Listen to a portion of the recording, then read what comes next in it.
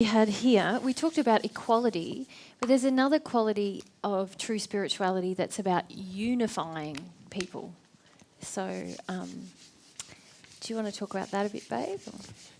Yes. Yep. Does anyone know what we might mean by that? Why would it be unifying? I was actually going to, way back there, when talking about equality, make the point that we've all got a contribution to make. And also the point I was going to make was that we all have the gifts, but it depends on how we use those gifts. And quite often we say, oh, we're all equal, therefore nobody should have authority over us. But I just felt like I'm making the point that people who use their gifts to the best for everybody else are worthy of respect and honouring and respect. And I think we forget that point, that there are people who have gifts and they use them to the best of their ability. Yep. They are to be respected. Yes. And so it's like if we're thinking from a musician perspective, while all of us might be able to play the guitar at some point in the future or even now, there will be some people who are so good at it that we would just love to go to listen to them for the whole day, and there's other people that are going to be so bad at it that we're probably not going to want to listen to them at all. And there is a whole range in between. Now, that doesn't mean that we're still not equal, does it? But it does mean that we honour the gift of a person who obviously has developed that gift. And also, if we were wanting to learn, we'd obviously want to learn from that person who has the greater capacity to do that particular thing. So that would make sense, but that doesn't mean that we worship them.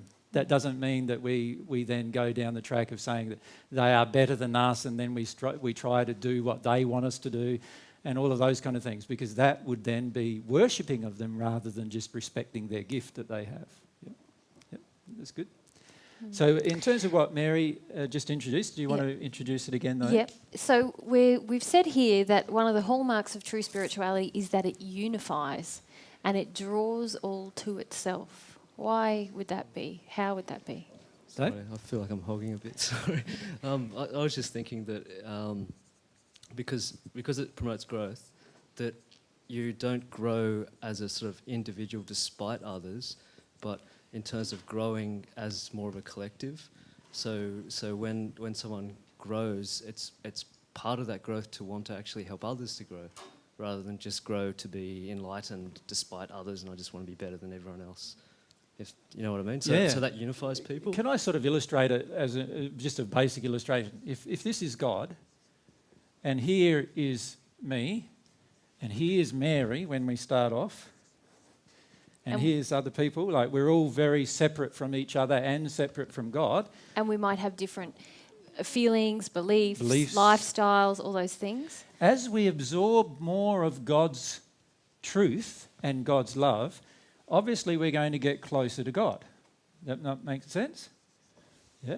And as we get closer to God, what's happening here is the gap between ourselves is also closing. So we are automatically becoming closer to each other as that occurs.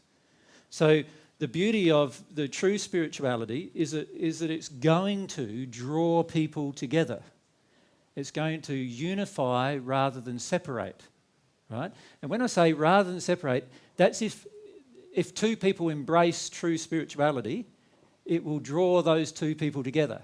Now, if one person embraces true spirituality, he or she will get closer to God and also feel closer to their neighbour, or whoever that neighbour is. But if this person is embracing pseudo-spirituality, it doesn't mean that they will feel closer to them. Does that make sense? So it just depends on whether we embrace it or not as to how close we will actually feel. But if we personally embrace true spirituality, we will automatically feel much closer to other people around us. We'll feel more love, more compassion, more understanding, more kindness towards other people around us, not less. Yep. And if we all decide to respect the authority of love, even just to respect love as the authority, then naturally we're going to act in unison, aren't we, on different topics, because we'll want to respect love in every situation. Yeah, so even if you and I disagree on a certain matter, we will still be close enough to love each other.